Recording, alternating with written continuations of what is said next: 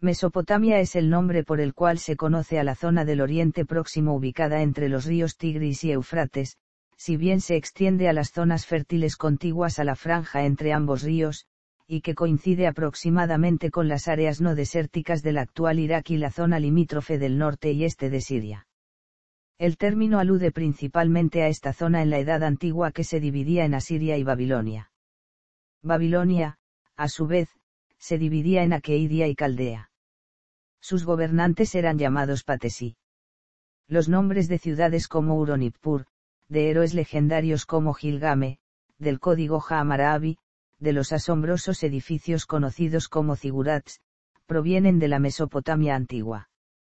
Y episodios mencionados en la Biblia o en la Torá, como los del diluvio universal o la leyenda de la Torre de Babel, aluden a hechos ocurridos en esta zona. La historia de Mesopotamia está dividida en 5 etapas: período sumerio, imperio acadio, imperio babilónico, imperio asirio e imperio neobabilónico. El sistema social estaba ligado a la economía, por lo que no había castas ni estratificación, solo diferenciación en las posiciones económicas. La economía de Mesopotamia se basaba en la agricultura y la división de tierras de la siguiente forma. Sector estatal o público, propiedad del templo y el palacio, como propiedad del dios, y tenía como objetivo la producción para sustento del templo y el personal y eran trabajadas por campesinos influenciados bajo coerción física o ideológica, los cuales eran remunerados con raciones de cebada, lana y aceite para iluminación e higiene en cantidades según edad y sexo. Sector privado, eran tierras de propiedad comunal y privadas, administradas por macrofamilias a cambio de tributo. También podían encontrarse las siguientes distinciones socioeconómicas dentro de la población, lo cual estaba sujeto a su nivel de dependencia o independencia económica. Mezquinos, se trataba de ciertos sectores que podían vivir solamente de su trabajo corporal y el cultivo de sus parcelas. Pertenecen a los grupos sociales más débiles debido a que se encuentran socialmente desprotegidos y son súbditos del rey. Hombres, son ciudadanos con posibilidad de acceder a la tierra. Están ligados a la actividad palaciega, propietarios de parcelas, escribas o funcionarios que han conseguido acumular el capital para la explotación de las tierras. Siervos, se trata de personas que tenían deudas con el palacio y eran siervos voluntarios para su pago. Esclavos, guerreros enemigos cautivos. Etimología.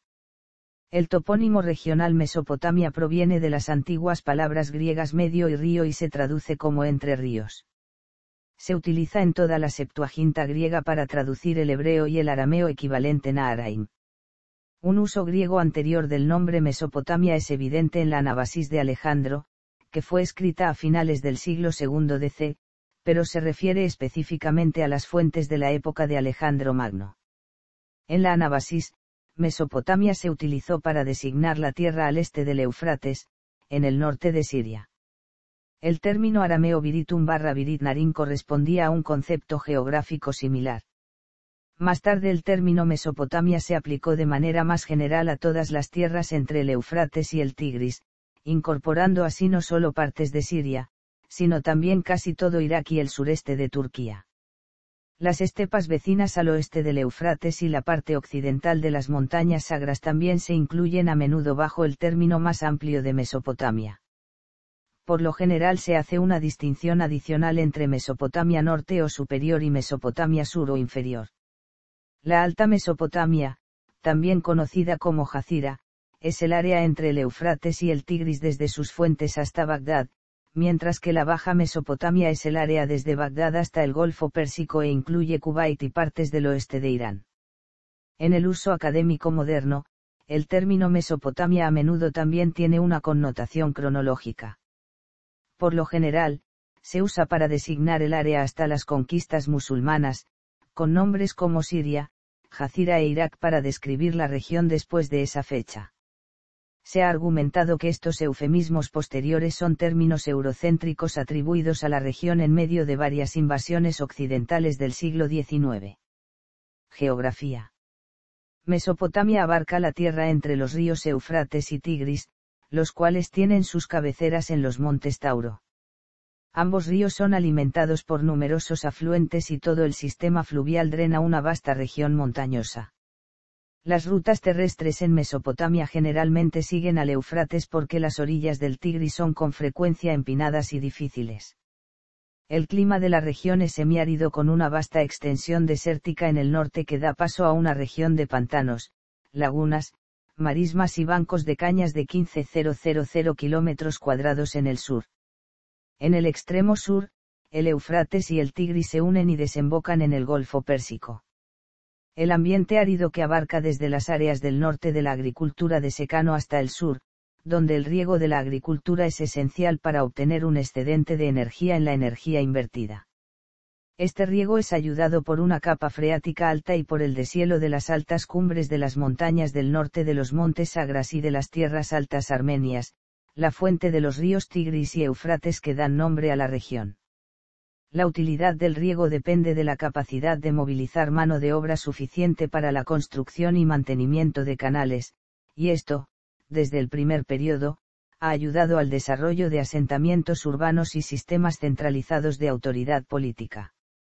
La agricultura en toda la región se ha complementado con el pastoreo nómada, donde los nómadas que vivían en tiendas de campaña pastorearon ovejas y cabras desde los pastizales del río en los meses secos de verano hacia tierras de pastoreo estacionales en la franja del desierto en la estación húmeda de invierno.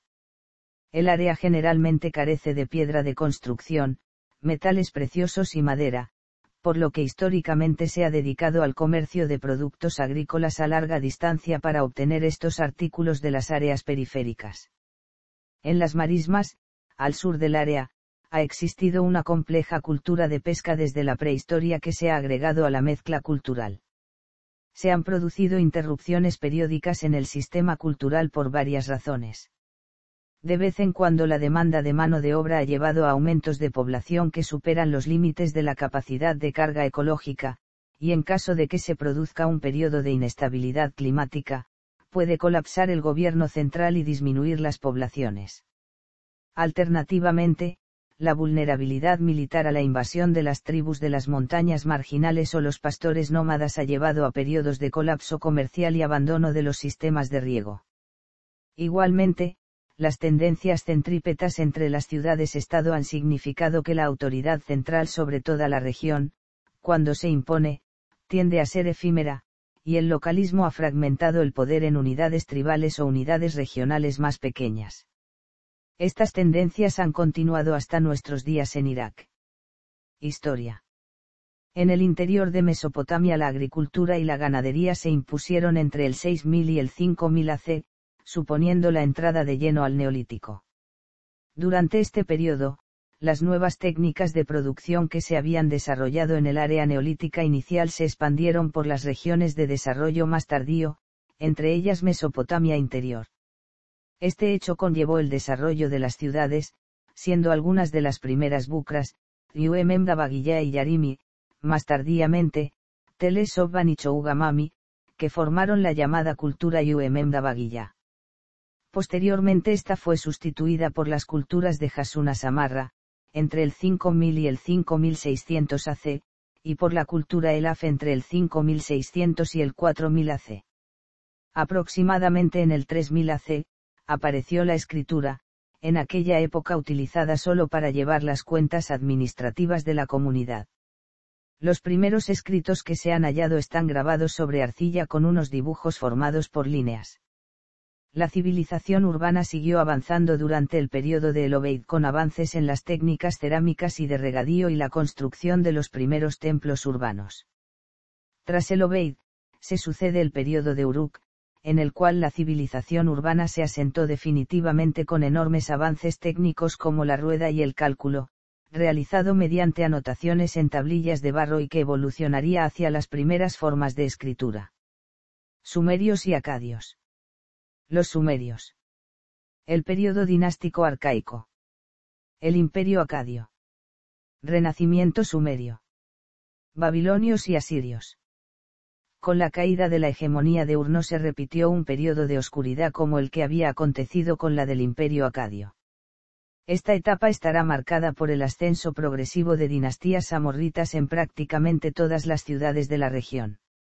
Durante los primeros 50 años parece que fue la ciudad de Isin la que trató sin éxito de imponerse en la región. Posteriormente, hacia 1930 serán los monarcas de Larsa los que se lancen a la conquista de las ciudades vecinas, atacando Ilam y las ciudades del Diyala y conquistando Ur, pese a lo cual no consiguieron un dominio completo en la región, aunque conservaron su hegemonía hasta prácticamente el surgimiento del imperio paleobabilónico de Hammurabi, salvo un periodo entre 1860 y 1803 AC en el que la vecina Uruk consiguió desafiar su liderazgo. En Ilam la influencia aqueidia se hizo más fuerte y el reino pasó a inmiscuirse cada vez más en la política mesopotámica. En Mesopotamia septentrional empezaron a surgir los primeros estados fuertes, posiblemente reformados por el comercio existente entre las áreas meridionales y Anatolia, destacando principalmente el nuevo reino de Asiria, el cual llegaría a expandirse hasta el Mediterráneo bajo el reinado de Ammi-Adadi. El imperio paleobabilónico. Asirios. Los neobabilónicos. Invasión persa. En el año 539 AC, el rey persa Ciro, el nuevo rey de Asia, ocupó Babilonia y estableció su poder en toda Mesopotamia. Historia arqueológica. Los primeros sondeos en la región fueron realizados en 1786 por el vicario general de Bagdad, Joseph de Bichams, pero habría que esperar hasta 1842 para la primera excavación arqueológica real, promovida por el cónsul francés en Mosul, Paul-Émile Botta, que se centró en el área de Tel Kujunjik, cerca de Nínive. Los resultados no fueron interesantes pero, luego de trasladar la excavación por consejo de un aldeano, aparecieron unos bajorrelieves asirios que supusieron el primer hallazgo histórico de las civilizaciones mesopotámicas, de las que, hasta entonces, solo se sabía por las menciones en la Biblia. A partir de este momento la investigación estuvo marcada por la rivalidad entre ingleses y franceses. Los primeros, dirigidos por Austin Henry Layard, descubrieron la importantísima biblioteca de Asurbanipal, los segundos, el palacio de Sargón II en Khorsabad, cuyos hallazgos tuvieron un desgraciado fin al hundirse en el Tigris una embarcación con 235 cajas de material. En el área del sur, en la década de 1850, se descubrieron las ciudades de Uruk, Susa, Ur y Larsa, si bien no fue a partir de 1875 cuando se hallaron evidencias de la civilización sumeria.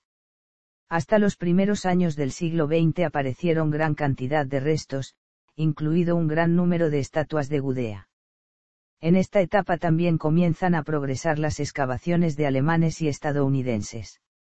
Una de las principales características de los yacimientos arqueológicos de la zona es que se han encontrado en gran abundancia textos escritos en cuneiforme, fundamentalmente sobre tablillas de arcilla cruda, que resistieron bien el paso del tiempo, lo que ha permitido conservar algunas de las primeras páginas de la historia de la humanidad. Cultura. La cultura de Mesopotamia fue pionera en muchas de las ramas del conocimiento, desarrollaron la escritura que se denominó cuneiforme, en principio pictográfica, y más adelante la fonética. En el campo del derecho, crearon los primeros códigos de leyes. En arquitectura, desarrollaron importantes avances como la bóveda y la cúpula, crearon un calendario de 12 meses y 365 días e inventaron el sistema de numeración sexagesimal. Ciencias. Muchos de ellos incursionaron en lo que hoy en día llamamos ciencias o matemáticas, legando también importantes conceptos como la teoría atómica, diversos teoremas matemáticos, medicina, la teoría de los 4 humores, etc. Matemáticas. Astronomía. Medicina. Literatura. Antes del desarrollo de la literatura, el lenguaje escrito se usaba para llevar las cuentas administrativas de la comunidad. Con el tiempo, se le empezó a dar otros usos, como explicar hechos, citas, leyendas o catástrofes. La literatura sumeria comprende 3 grandes temas: mitos, himnos y lamentaciones. Los mitos se componen de breves historias que tratan de perfilar la personalidad de los dioses mesopotámicos. Enlil, principal dios y progenitor de las divinidades menores; Inanna, diosa del amor y de la guerra; o Enki, dios del agua dulce, frecuentemente enfrentado a Ninhursag, diosa de las montañas. Los himnos son textos de alabanza a los dioses, reyes, ciudades o templos. Las lamentaciones relatan temas catastróficos como la destrucción de ciudades o palacios y el resultante abandono de los dioses. Algunas de estas historias es posible que se apoyasen en hechos históricos como guerras, inundaciones o la actividad constructora de un rey importante, magnificados y distorsionados con el tiempo. Una creación propia de la literatura sumeria fue un tipo de poemas dialogados basados en la oposición de conceptos contrarios. También los proverbios forman parte importante de los textos sumerios. Religión. La religión era politeísta, en cada ciudad se adoraba a distintos dioses, aunque había algunos comunes. Entre estos figuran Anu, dios del cielo y padre de los dioses. Enki, dios de la sabiduría. Tenía la misión de crear al hombre. Nanar, dios de la luna. Yutu, dios del sol. Inanna, diosa del amor y de la guerra, asociada posteriormente a la diosa Venus. Enlil, dios de la agricultura en el siglo XVII a.C., el rey Hammurabi unificó el estado, hizo de Babilonia la capital del imperio e impuso como dios principal a Marduk. Este dios fue el encargado de restablecer el orden celeste, de hacer surgir la tierra del mar y de esculpir el cuerpo del primer hombre antes de repartir los dominios del universo entre los demás dioses.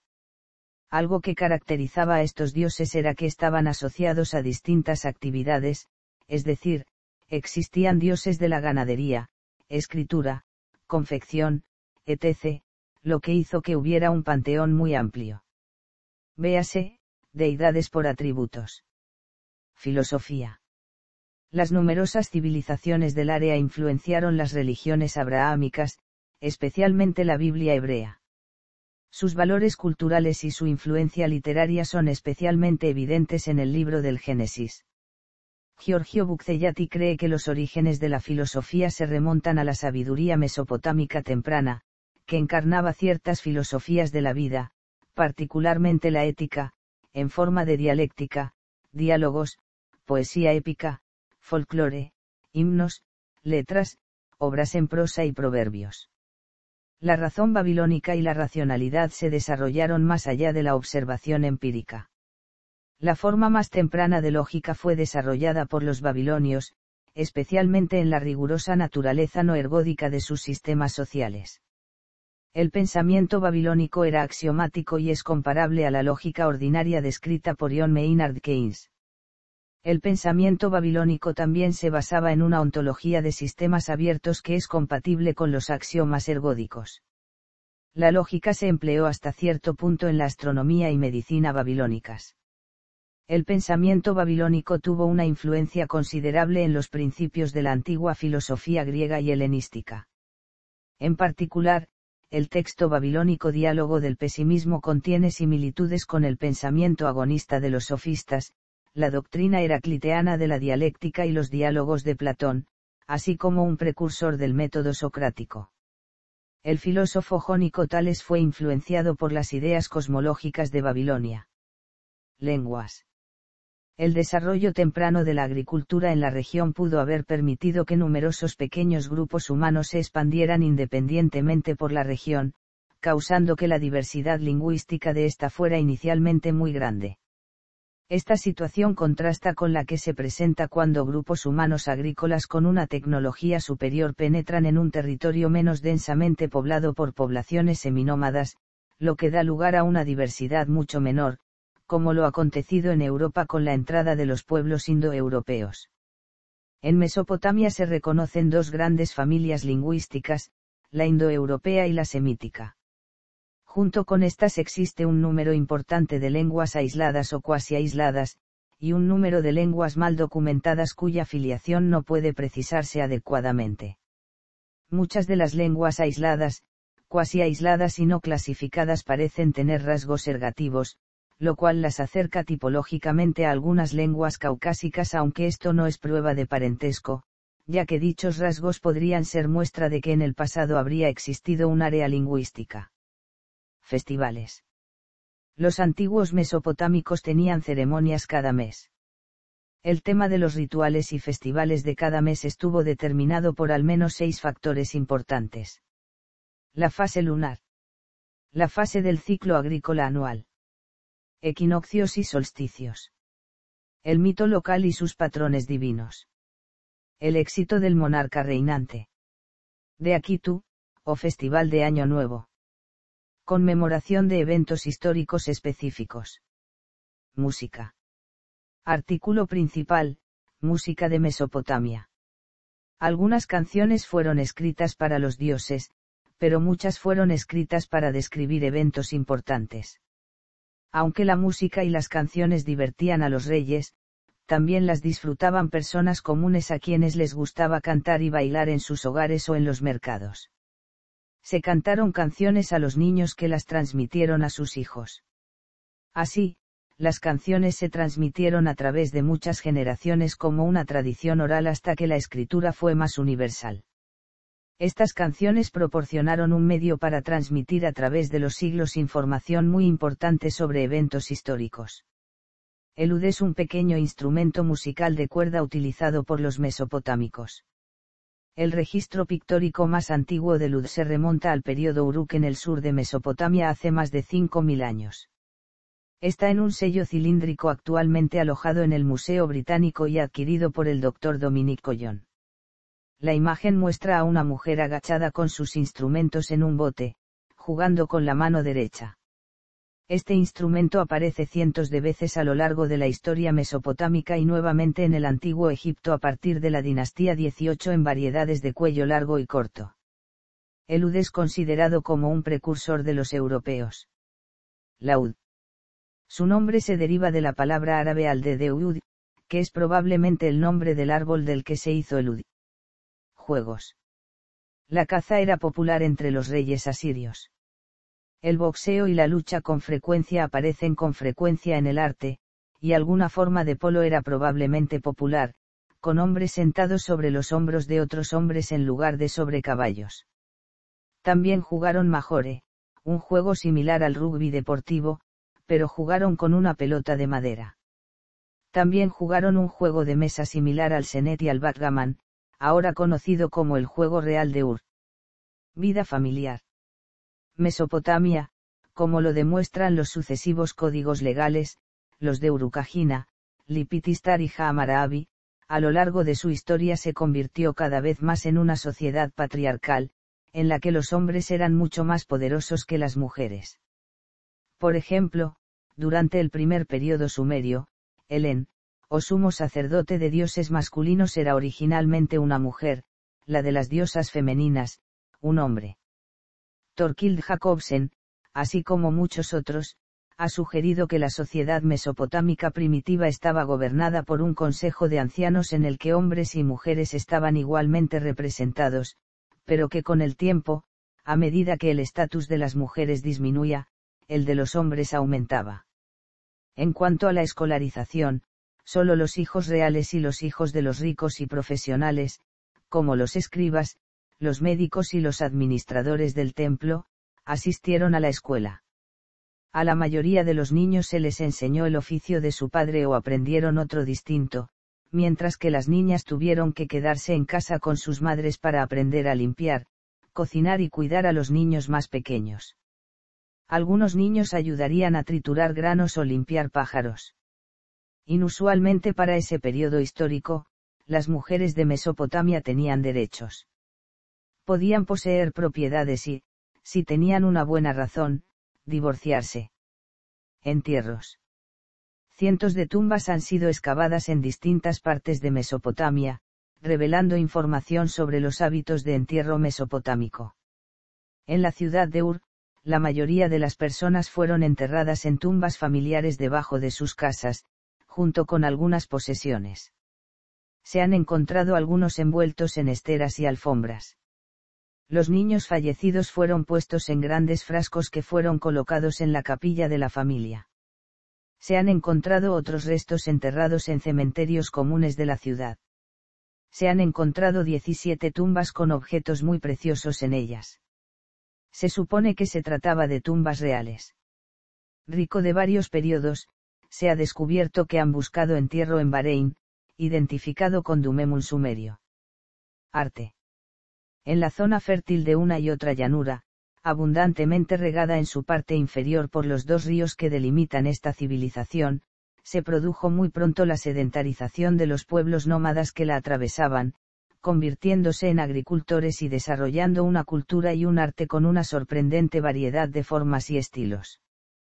Con todo, el arte en general mantiene bastante unidad en cuanto a su intencionalidad, que da como resultado un arte algo rígido, geométrico y cerrado, pues, ante todo, tiene una finalidad práctica y no estética y se desarrolla al servicio de la sociedad. Escultura. La escultura representa tanto a dioses como a soberanos o funcionarios, pero siempre como personas individualizadas, y busca sustituir a la persona más que representarla. La cabeza y el rostro estaban desproporcionados respecto al cuerpo, por lo que se dice que desarrollaron el llamado realismo conceptual, simplificaban y regularizaban las formas naturales mediante la ley de la frontalidad y el geometrismo. Las representaciones humanas mostraban una total indiferencia por la realidad, aunque en los animales se presentaba un mayor realismo. Algunos temas recurrentes de la escultura mesopotámica son toros monumentales, muy estilizados y realistas. Sus técnicas principales fueron el relieve monumental, la estela, el relieve parietal, el relieve de ladrillos esmaltados y el sello, otras formas de esculpir y desarrollar auténticos cómics o narraciones en ellos. Pintura. Debido a las características del país, existen muy pocas muestras de pintura, sin embargo, el arte es muy parecido al arte del período magdaleniense de la prehistoria. La técnica era la misma que en el relieve parietal, sin perspectiva. Al igual que los mosaicos tenía un fin más decorativo que las otras facetas del arte. En la pintura y el grabado, la jerarquía se mostraba de acuerdo al tamaño de las personas representadas en la obra, los de más alto rango se mostraban más grandes en comparación con el resto. La pintura fue estrictamente decorativa, pues se utilizó para embellecer la arquitectura. Carece de perspectiva, y es cromáticamente pobre, solo prevalecen el blanco, el azul y el rojo. Se usaba la técnica del tempel, que se puede apreciar en los mosaicos decorativos o azulejos. La pintura se empleaba en la decoración doméstica. Los temas eran escenas de guerras y de sacrificios rituales con mucho realismo, y se representaban figuras geométricas, personas, animales y monstruos, sin representar las sombras. Arquitectura. Los mesopotámicos tenían una arquitectura muy particular debido a los recursos disponibles. Hicieron uso de los dos sistemas constructivos básicos, el abovedado y el adintelado. Construyeron mosaicos pintados en colores vivos, como el negro, verdes o bicolores, a manera de murales. Los edificios no tenían ventanas y la luz se obtenía del techo. Se preocupaban de la vida terrenal y no de la de los muertos, por tanto las edificaciones más representativas eran el templo y el palacio. El templo era el centro religioso, económico y político. Tenía tierras de cultivo y rebaños, almacenes y talleres. Los sacerdotes organizaban el comercio y empleaban a campesinos, pastores y artesanos, quienes recibían como pago parcelas de tierra para cultivo de cereales, dátiles o lana. Además, los zigurats tenían un amplio patio con habitaciones para alojar a las personas que habitaban en este pueblo. El urbanismo regulado estuvo presente en algunas ciudades, como la Babilonia de Nabucodonosor III, mayoritariamente con diseño en damero. En cuanto a las obras de ingeniería, destaca la muy extensa y antigua red de canales que unían los ríos Tigris, Éufrates y sus afluentes, propiciando la agricultura y la navegación. Tecnología. El desarrollo de la tecnología en Mesopotamia estuvo condicionado en muchos aspectos a los avances en el dominio del fuego, conseguidos mediante la mejora de la capacidad térmica de los hornos, con los cuales era posible conseguir yeso y cal. Con estos materiales se podían recubrir recipientes de madera, lo que permitía ponerlos al fuego directo, una técnica predecesora de la cerámica a la que se ha llamado vajilla blanca. Los inicios de esa técnica se han encontrado en Beida, al sur de Canaán, y datan del 9 milenio AC aproximadamente. Desde los milenios posteriores se extiende hacia el norte y al resto del Próximo Oriente, cubriéndolo por completo entre 5600 y 3600 AC. Cerámica. En Mesopotamia, la cerámica comienza a desarrollarse ya empezado el Neolítico, por lo que se habla de un Neolítico precerámico. Tras este, se da un periodo en el que la cerámica aparece de forma intermitente en los restos. Esto es debido, más que a una serie de descubrimientos y olvidos, a que la vajilla blanca era aún suficiente para la mayor parte de las aplicaciones. Hacia el cuarto milenio AC la cerámica alcanzó un desarrollo pleno, con hornos donde el fuego y la cámara de cocción estaban bien diferenciados. A partir de aquí y con el dominio de temperaturas aún superiores, surgió una nueva técnica, la vitrificación de la pasta. Hacia el tercero milenio AC, durante el periodo Gemdetni-Esar, se conseguía fabricar perlas de vidrio y un milenio después ya se dominaba la técnica del vidriado. Finalmente, durante el segundo milenio AC, se logró la fabricación de objetos de vidrio. Metalurgia. La utilización de pequeños objetos metálicos tallados había sido una constante en la región desde el sexto milenio AC, sin embargo no fue hasta el desarrollo de hornos más potentes cuando se generalizó el uso de estos materiales mediante la aparición de la metalurgia. Este cambio puede situarse a mediados del tercero milenio AC, empieza a encontrarse mayor cantidad de objetos metálicos. Por su composición, se aprecia que estos objetos son obtenidos mediante fundición, no por el tallado de metales en estado natural y se empieza a experimentar con aleaciones. Con el desarrollo de las aleaciones se produjo el nacimiento de la metalurgia del bronce, que se diferenció en dos vertientes según los metales con los que se obtenía la aleación, bien fuesen cobre y estaño o cobre y arsénico. El bronce arsenioso se desarrolló en las áreas del Cáucaso, este de Anatolia, sur de Mesopotamia y levante mediterráneo, trazando un eje norte-sur. El bronce de estaño predomina en Irán, toda Mesopotamia, el norte de Siria y en Cilicia, trazando un eje este-oeste. El punto de cruce de estos dos ejes es el sur de Mesopotamia, esto es, la cuna de la civilización sumeria. Esta situación se mantiene durante los milenios 4 y 3 AC, hasta que en el segundo el bronce arsenioso desaparece. Entre el 1200 y el 1000 AC se produce un nuevo avance, el hierro, que hasta entonces había sido escaso hasta el punto de costar igual que el oro, se populariza debido probablemente al descubrimiento de nuevas técnicas, conseguidas en el área del norte de Siria o en la tierra de los hititas. Gobierno.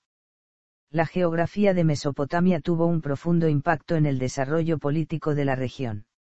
Entre los ríos y arroyos, el pueblo sumerio construyó las primeras ciudades junto con canales de riego que estaban separados por vastas extensiones de desierto abierto o pantano donde vagaban tribus nómadas. La comunicación entre las ciudades aisladas era difícil y, a veces, peligrosa. Así, cada ciudad sumeria se convirtió en una ciudad-estado, independiente de las demás y protectora de su independencia. A veces una ciudad intentaba conquistar y unificar la región, pero tales esfuerzos fueron resistidos y fracasaron durante siglos. Como resultado, la historia política de Sumeria es una de guerra casi constante. Finalmente, Sumar fue unificado por Eannatum, pero la unificación fue tenue y no duró ya que los acadios conquistaron Sumeria en 2331 hace solo una generación después. El imperio acadio fue el primer imperio exitoso que duró más de una generación y vio la sucesión pacífica de reyes. El imperio fue relativamente efímero, ya que los babilonios los conquistaron en unas pocas generaciones. Reyes. Artículos principales, lista de reyes sumerios y lista de reyes de Babilonia. Los mesopotámicos creían que sus reyes y reinas descendían de la ciudad de los dioses, pero a diferencia de los antiguos egipcios, nunca creyeron que sus reyes fueran dioses reales.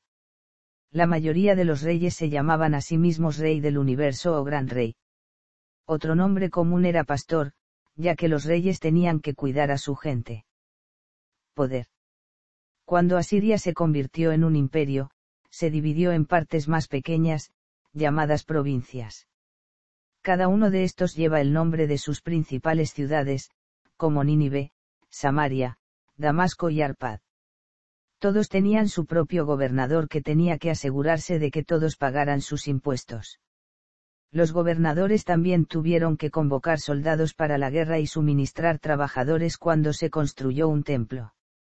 También fue responsable de hacer cumplir las leyes. De esta manera, era más fácil mantener el control de un gran imperio. Aunque Babilonia era un estado bastante pequeño en el Sumerio, creció enormemente durante el gobierno de Hammurabi. Era conocido como el legislador, y pronto Babilonia se convirtió en una de las principales ciudades de Mesopotamia. Más tarde se llamó Babilonia, que significaba la puerta de entrada de los dioses. También se convirtió en uno de los mayores centros de aprendizaje de la historia. Guerra.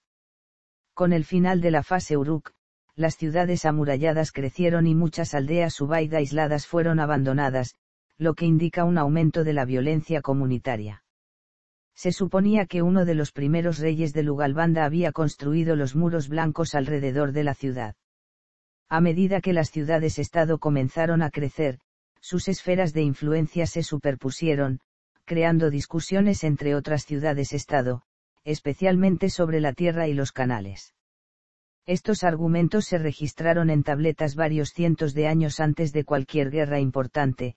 La primera grabación de una guerra ocurrió alrededor del 3200 AC, pero no fue común hasta aproximadamente el 2500 AC. Un rey dinástico temprano 2 de Uruk en Sumar, Gilgamesi, fue elogiado por las hazañas militares contra Umbaba, guardián de la montaña del cedro, y más tarde se celebró en muchos poemas y canciones posteriores en los que se afirmaba que era un dios de 2/3 y solo 1/3 humano. La estela de los buitres posterior al final del período dinástico temprano 3, que conmemora la victoria de Annatum de Laga sobre la vecina ciudad rival de Uma, es el monumento más antiguo del mundo que celebra una masacre. A partir de este momento, la guerra se incorporó al sistema político mesopotámico. A veces, una ciudad neutral puede actuar como árbitro para las dos ciudades rivales. Esto ayudó a formar sindicatos entre ciudades, lo que llevó a los estados regionales. Cuando se crearon los imperios, fueron a la guerra más con países extranjeros. El rey Sargón, por ejemplo, conquistó todas las ciudades de Sumar, algunas ciudades en Mari, y luego fue a la guerra con el norte de Siria. Muchas paredes del palacio asirio y babilónico estaban decoradas con las imágenes de las luchas exitosas y el enemigo escapaba desesperadamente o se escondía entre los juncos. Leyes. Las ciudades-estado de Mesopotamia crearon los primeros códigos legales, extraídos de la precedencia legal y las decisiones tomadas por los reyes. Se han encontrado los códigos de Urukagina y Lipitistar. El más famoso de estos fue el de Hammurabi debido a su conjunto de leyes, siendo uno de los primeros conjuntos de leyes encontrados y uno de los ejemplos mejor conservados de este tipo de documento de la antigua Mesopotamia.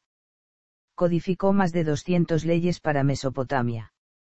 El examen de las leyes muestra un debilitamiento progresivo de los derechos de la mujer y una gravedad cada vez mayor en el tratamiento de esclavos.